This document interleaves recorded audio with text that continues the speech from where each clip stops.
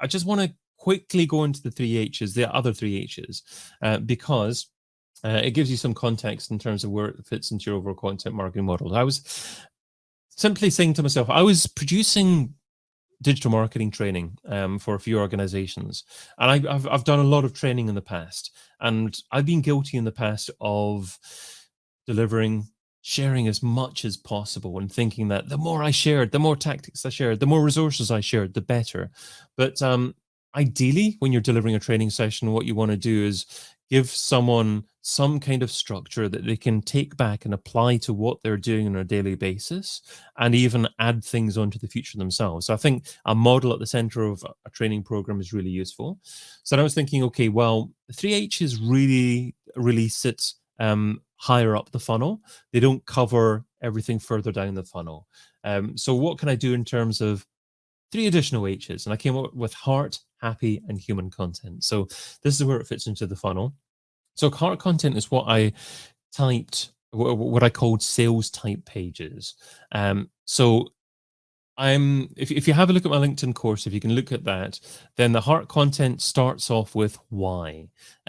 This is what we're all about. This is what we're aiming to achieve together.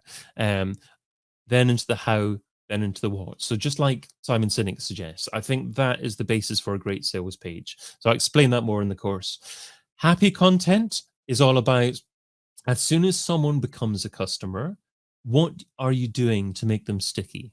What are you doing to train them on your product, to make them satisfied with their purchase? And then once they've been a customer for a while, human content, let me just move the slides on a little bit there. Human content is all about that one-on-one experience, case studies, personal videos, unexpected delight. So you can actually reach out to people directly, perhaps just give them a video to say, look, I've noticed you've been a customer for a while, really appreciate it, and I've seen you've done this. If I can help with anything, let me know. Or it could be that personal call, just it could be that little gift box or whatever you want to send out to customers. These are the kind of things that can drive advocacy. Jenny's saying, are you shifting your podcasting / video strategy into Google's update to video thumbnails and SERPs? So first of all, the audio podcast won't really be impacted by that. The main video channel that I focus on is YouTube. And to a certain degree, that's a byproduct of producing a podcast. So I'm not focusing on producing primarily video content. It's video shows because some people like to listen to podcasts on YouTube and watch people. I know I quite like to do that, actually. I'll subscribe to YouTube channels. I'll listen to YouTube videos for over an hour, and I'll have them playing in the background. And if someone says something, I'm not sure if they're being serious or joking or whatever, I'll come back to the YouTube and I'll maybe just check out their face, and then I'll go away again. So I think YouTube can be a good medium. But I haven't researched too much into promoting YouTube videos. I'm more into promoting the audio content that's published. Jenny, perhaps you might have some ideas about that. Aaron saying, hi, David, I'm about 25 episodes into my podcast. I'm starting to wonder how much I should worry about metrics and reach versus just aiming for consistency. What do you think? Well, how much time are you into it? How long did it take you to produce 25 episodes and publish 25 episodes? Are we talking about half a year if it's done on a weekly basis, a shorter period of time? In general, the longer you can get away with not looking at your stats, the better, because it can take well over 6 months to get any kind of decent consistency. What you're looking at really is a trend. It can be maybe disheartening if you're just getting 20 downloads an episode or something like that.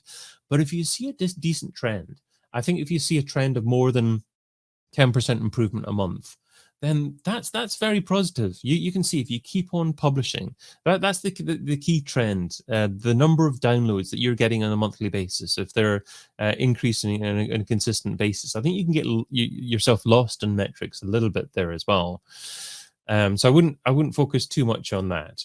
Anyway, in terms of getting started with this 6H model, before we move on to other aspects of podcasting, You need one incredible piece of hero content.